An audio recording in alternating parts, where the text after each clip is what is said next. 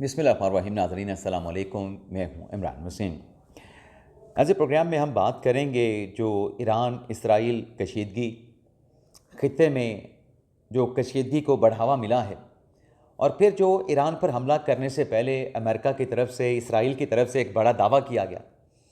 अब उस दावे से अमेरिका कैसे पीछे हटा है, अमेरिका ने अपने दावे से यू टर्न लेने के बाद नया ऐलान क्या किया है, और कुछ और भी ख़बरें हैं इस कशीदगी से जुड़ी, ईरान इसराइल तनाज़े से जुड़ी। जासूसी का इसराइल का नेटवर्क पकड़ा गया है। मुसाद जो इंटेलिजेंस एजेंसी है इसराइल के, उसके जो जासूसी जो एजेंट थे, जो करिंदे थे, उन्हें धर लिया गया है। लेकिन ये गिरफ्तारियाँ इसराइली जासूसों की ईरान में नहीं हुई, बल्कि 2 मुस्लिम ममालिक में हुई हैं। ये एजेंट वहाँ पे क्या कर रहे थे, मकसद क्या थे और क्या वहाँ पे किया जा रहा था, इसकी डिटेल भी आपके साथ हम शेयर करेंगे। तो प्रोग्राम का आगाज़ करने से पहले नाज़रीन आपसे दरख्वास्त करेंगे कि चैनल को सब्सक्राइब कर लें, बेल आइकॉन का बटन प्रेस करें। वीडियो पसंद आए तो इसे लाइक और शेयर ज़रूर कीजिएगा। इस तनाज़े से जुड़ी कुछ और भी डेवलपमेंट्स हैं, उनकी तफसीलात भी आगे चल के आपकी खिदमत में पेश करेंगे। और इमरान खान साहब से जुड़ी भी एक अहम खबर है, उसकी तफसीलात पर भी आपके साथ आगे चल के बात होगी। लेकिन पहले नाज़रीन, जासूसों का जो नेटवर्क पकड़ा गया है, ये नेटवर्क नाज़रीन पकड़ा गया है इसराइली एजेंसी मुसाद के जो एजेंट थे, कतर और सऊदी अरेबिया में इनको पकड़ा गया है। और ये मनसूबाबंदी कर रहे थे कतर सऊदी अरब में बम धमाकों की। और इसको रिपोर्ट किया है एक अमेरिकन सहाफ़ी टेकर कार्लसन ने, जिन्होंने अपनी रिपोर्ट में ये इंकशाफ किया है कि ये जो जासूसी नेटवर्क बेनकाब हुआ है, पकड़ा गया है, और वो मनसूबाबंदी कर रहा था कतर और सऊदी अरेबिया में बम धमाके करने की।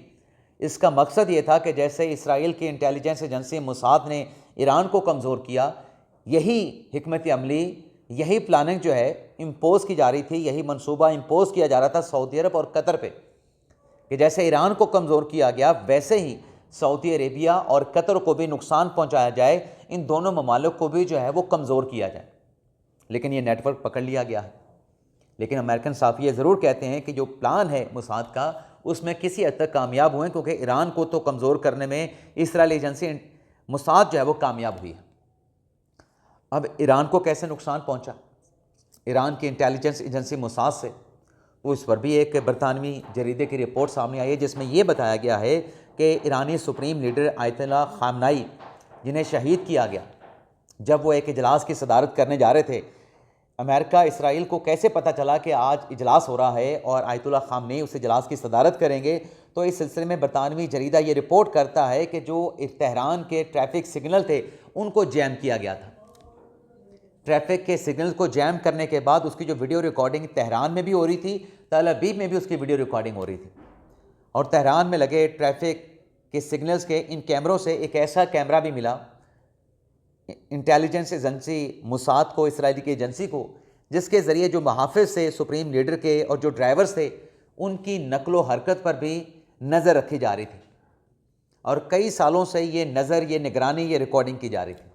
ये बरतानवी जरीदे ने दावा किया है। तो नाज़रीन, एक बहुत बड़ा सिक्योरिटी लैप्स है कि इतने सालों से अगर ट्रैफिक सिग्नल हैक हुए थे, उसकी रिकॉर्डिंग तल अवीव में हो रही थी, तो अपनी जो इंटेलिजेंस ईरान की है वो कहाँ पे थी? इन सारी चीज़ों को इस जंग के अख्ताम के बाद ईरान को देखना होगा कि कहाँ कहाँ पे सिक्योरिटी लैप्स हुआ है, जिसके नतीजे में सुप्रीम लीडर की शहादत हुई। आयतुल्ला खामनेई को इसराइल अमेरिका ने शहीद कर दिया।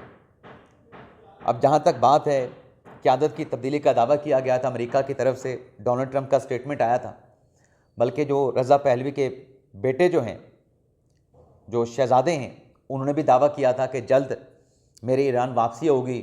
इस निज़ाम के ख़ात्मे के बाद, निज़ाम के रजीम के गिरने के बाद हम नया ईरान जो है वो तामीर करेंगे। तो वाज़ेह था कि ये जो हमला है, इसमें जो ईरान की जो गवर्नमेंट है, जो रजीम है, उसकी तब्दीली भी शामिल है। लेकिन अब यह हुआ है कि अमेरिकन मीडिया ये रिपोर्ट कर रहा है कि यह ख्वाहिश तो है ट्रंप इंतज़ामिया की कि किसी तरीके से ईरान में रजीम चेंज किया जा सके, लेकिन इस सिलसिले में कोई प्लान, कोई मनसूबा है ही नहीं, ना इसराइल के पास, ना ट्रंप इंतज़ामिया के पास। लेकिन अमेरिकन अखबार के इस जरीदे के इस रिपोर्ट के बाद अब हुआ ये है, ईरान तो हमले के बाद उसकी जो कौम है वो मुत्तहद हो चुकी है, लेकिन दूसरी तरफ अमेरिका ने भी अपना मौक़िफ़ तब्दील किया है। अमेरिका की तरफ से कहा गया है, वज़ीर ख़ारजा मार्को रूबियो की तरफ से, कि हुकूमत की रजीम की तब्दीली ये अमेरिका का मकसद नहीं था। मार्को रूबियो कहते हैं कि मकसद ये है कि जो ईरान का बहरी जो निज़ाम है, जो बहरिया है ईरान की, और जो ईरान का मिज़ाइल सिस्टम है, जो मिज़ाइल टेक्नोलॉजी है, इन दोनों चीज़ों को, बहरिया को, मिज़ाइल टेक्नोलॉजी को तबाह करना, ये अमेरिका का मकसद है।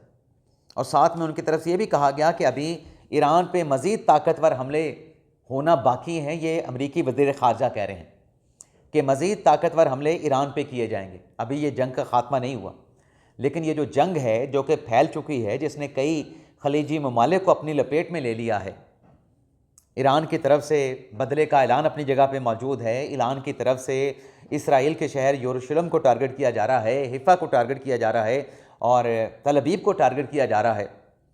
लेकिन इन हालात में रूस की तरफ से एक अल्टीमेटम सामने आता है, जिसमें रूस की तरफ से ये कहा जाता है कि ये जो ईरान पे हमला किया गया, ये एक पागलपन था, और हमले के बाद जो कशीदगी बढ़ी है, अगर इस कशीदगी को तर्क ना किया गया तो खित्ते में तीसरी जंग छिड़ने का खदशा मौजूद है।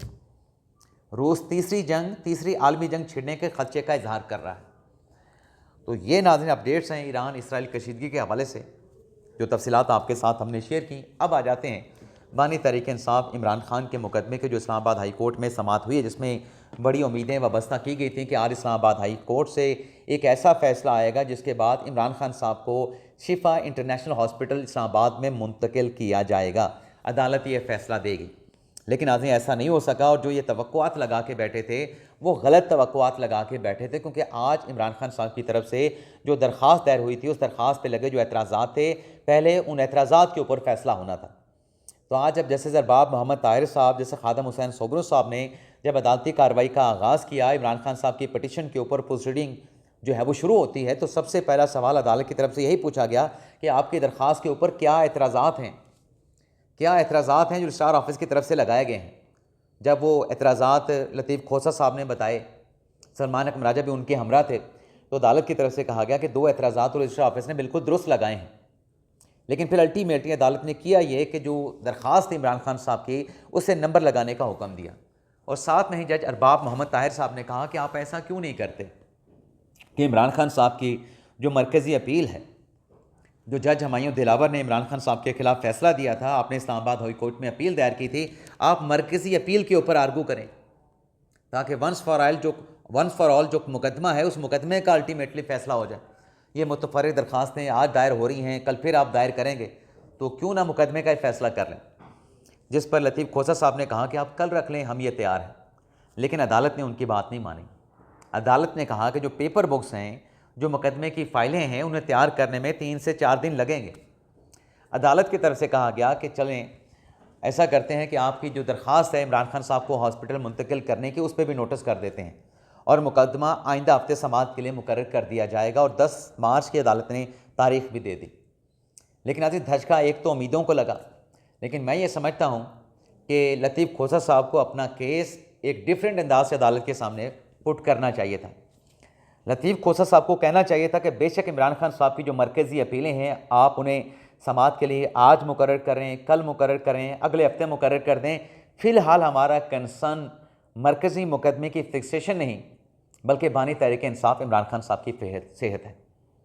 बानी तहरीक इंसाफ इमरान खान साहब की आँखों का ट्रीटमेंट हमारा कंसर्न है कि उन्हें अल-शिफा हॉस्पिटल में मुंतकिल करके उनकी आँखों का वहाँ पे प्राइवेट डॉक्टर से, एक्सपर्ट डॉक्टर से, इमरान खान साहब के ज़ाती मुआलिजीन की मौजूदगी में उनका ट्रीटमेंट किया जाए। फैमिली को इमरान खान साहब तक मुनासिब रसाई दी जाए।